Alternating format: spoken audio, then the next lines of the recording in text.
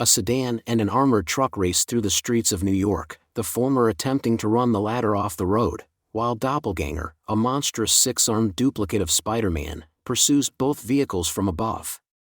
At the same time, Tony Stark attends a medical supply expo, where Michael Hall, a computer manufacturer, stands on the stage. Poking fun at Tony and Stark Industries, Hall shows the crowd a biomechanical prosthetic arm that is controlled by a chip that reads thoughts. Unamused when Hall has the prosthetic arm flip him off, Tony leaves at the end of the presentation wondering how Hall could pull off this technology, and calls Pepper Potts, asking her to gather information on all of Hall's companies. The armored truck and sedan speed past, closely followed by Doppelganger, and Pepper teasingly tells Tony to let her know if he needs help. In his apartment, Peter Parker sings to himself, planning to spend the day eating Fruit Loops and watching television, noting to himself that as an official member of the Avengers he doesn't get a lot of downtime. His communications watch notifies him that Tony Stark is messaging him, Stark asking him how many arms he has as he changes into his bleeding edge armor. Peter incredulously says that he only has 2, Iron Man saying that's good as it means the creature he's chasing isn't Spider-Man and instructing Peter to meet him on the West Side Highway. Dismayed that his plans for a day off have been kiboshed, Spider-Man takes his bowl of cereal with him and eats on the go. On the West Side Highway, the armored truck's drivers try to lose the sedan and radio for backup.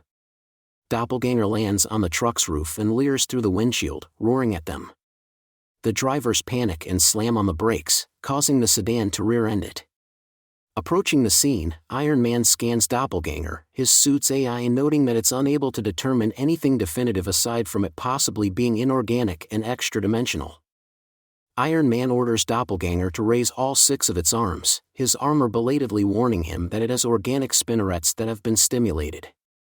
As Iron Man charges his hand repulsors, Doppelganger fires its razor-sharp webbing at him, lacerating his armor. Spider-Man arrives, wiping spilled milk and Fruit Loops from his costume, and asks if the repulsor blast was a signal flare or an attack. Iron Man tells him it was a monstrous 6-armed version of him. Spider-Man recognizes Doppelganger's description and tells Iron Man that the last time he saw it was during Carnage's attempted massacre of New York. Spider-Man tells Iron Man that Doppelganger wasn't responsible for the worst of the chaos, civilians rioting and succumbing to murderous bloodlust, but before he can continue, an angry mob attacks them. As the mob attacks the armored truck, a woman exits the crashed sedan, stammering that she has to stop the truck. Doppelganger lands next to her attempting to say mother, and the woman tells it to stop the truck. Spider-Man and Iron Man try to hold back the horde civilians with minimal injury when the mob is snared by red and black tendrils. As a man in red cybernetic armor secures the berserk civilians in a net of tendrils, a man in a blue suit of cybernetic armor tells Iron Man and Spider-Man that they are interfering with the transport of trade secrets. Introducing themselves as Royal Blue and Firebrick, they tell Spider-Man and Iron Man to disperse or be contained. Spider-Man asks Iron Man if that's his tech, but Iron Man says it's not, Royal Blue biomechanically morphing his armor's arm into a cannon that coats them in a net of red and black tendrils. As Doppelganger tries to rip the door off the armored truck, the woman is horrified to realize the monster is trying to say mother. Royal Blue transforms his arm into a plasma cannon and shoots Doppelganger in the back just as the woman tries to tackle it away, burning off her arm. As Iron Man frees himself from the tendril net, Royal Blue stammers that he hadn't meant to hurt her. Snapping at him to shut up, Iron Man locates an ambulance and has his armor hack it. As the civilians come to their senses, Spider-Man approaches Doppelganger, which has been almost completely bisected at the waist. The monster reaches out for the truck as it drives away, calling out to its mother before collapsing, apparently deceased. Iron Man turns to look at Royal Blue and demands to know what was inside the truck.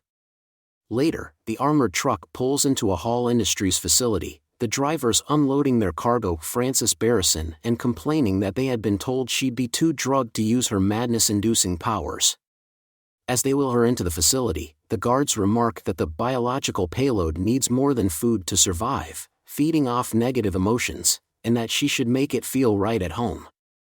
As the guards mockingly state that Frances is old friends with it, she fearfully stares up at a fluid-filled glass sphere containing the Carnage symbiote.